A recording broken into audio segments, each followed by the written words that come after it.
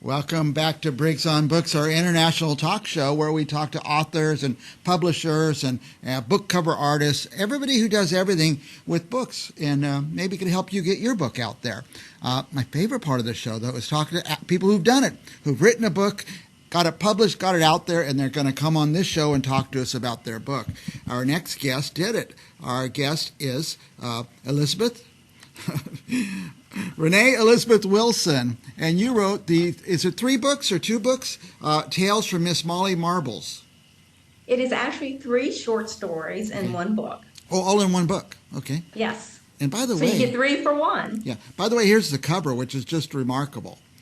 I mean, you have to decide which book you're going to buy and which book you're going to read, and when you have a great cover, it really helps. So, well, thank you. Good job with that. Well, tell us about it. Tell us about the character, the Miss Molly, and whatever you want to tell us about the book. Well, Miss Molly Marbles is based on a character, actually a woman who I met in upstate New York when I was out for a stroll one evening. And she was in her garden tending to her flowers, and we struck up a conversation. And I was so impressed with her passion about her environment. She had adopted this corner in upstate New York in Casanova where she had acres upon acres that she turned into a conservancy.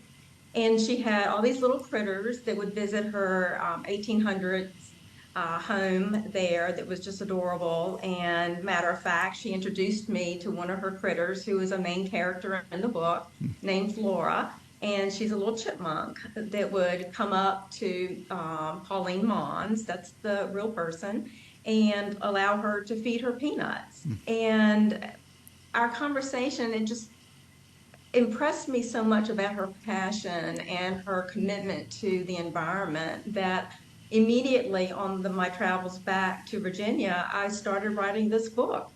And I set it aside, I put it on the shelf, and about 10 years later, I dusted the dust off Miss Molly Marbles and picked it up again and finished the book.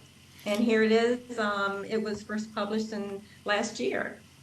And I guess it's a children's book. It is a children's book. And there's some lessons in there about... Appropriate probably for around 9 years of age. Okay. And there's some lessons in it about... There are. The lessons are, what I see are important values, especially appropriate in today's age. For instance, Crooked Tail is about the care of animals, both great and small. The Heist touches a little bit on stranger danger, but it also focuses on how we should care for our neighbors. And then Palooza Time is about a big celebration. And at the end, the children become champions of their environment and adopt a space that they're going to create a monarch sanctuary. So they're giving back to their environment and helping to protect the monarchs, which are an endangered species. Now, this is, you said, what ages would this be best for? Around 9. 9, yeah. And I guess that, I say this sometimes because I love this book and I love the message and everything about it. I always say 9-year-olds are always going to birthday parties. 8 years old, 10-year-olds. For our viewers, buy this book, but don't buy one copy. Buy 10 of them, so every time your kid goes off to a birthday, they could take this book with them. Thank you, Mike. It's a good book and a good message. And I asked you if the character, Miss Molly, was a grandma, because I could see my kid's grandma reading them this book. She loved to read them books, so...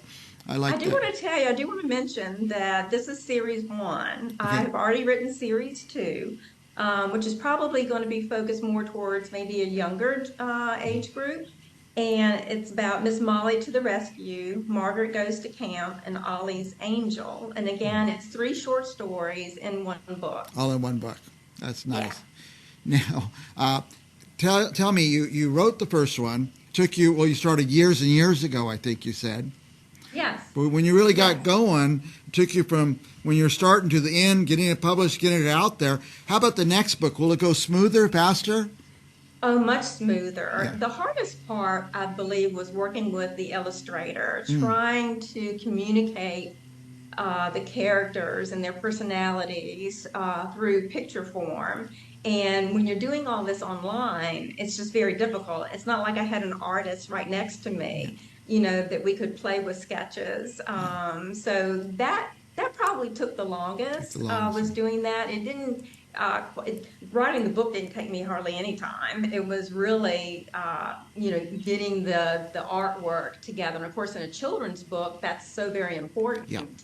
But getting it through the publishing process, didn't take long at all. So mostly is working with the illustrator was what was time consuming, but I'm really pleased with the result. By the way, here's a picture of, it looks like the characters in real life as stuffed animals all dressed up. I know you can't see the picture, but tell us about that if you can, Renee. Yes, the raccoon is Bandit, Okay. and he has a big role in the second story called The Heist. We have one of the fawns, Betsy, and she has long eyelashes. We also have Sally, who is the squirrel. And I don't recall, is there a fourth? I'm thinking of only three. I think there is a fourth, maybe. Looks like a little Simba or something, but I can't see the picture that well myself. Let me ask you this. We have your web address up, mollymarbles.com, missmollymarbles.com. It's on the screen. If our viewers go there, what are they going to find? Well, we're launching a new website. There is a preview of the book on that. And then the older version of the website, there are a couple of reviews on there. There's a gallery of pictures. There's information about myself as an author. There's information as to where you can purchase the book, some of the resources. Nice. Now, by the way, when do you think the next book will be out?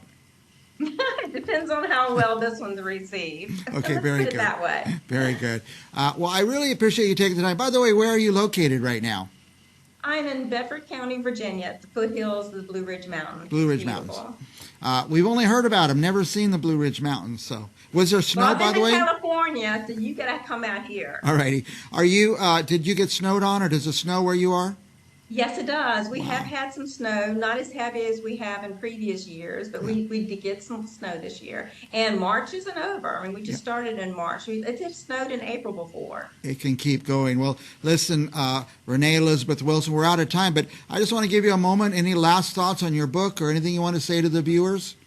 Well, I just feel like it is such an important children's book with to be a champion of your environment and taking care of your own habitat and those around you. So I hope mothers, teachers will adopt it and share it with their loved ones.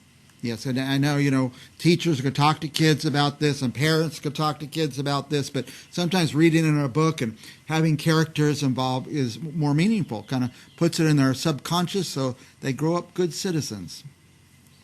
I agree. All right, Renee Elizabeth Wilson, we really appreciate your time, and the website's on the screen. Instagram, Renee Wilson 7777 is on the screen, so check her out. Buy her book, but don't buy one.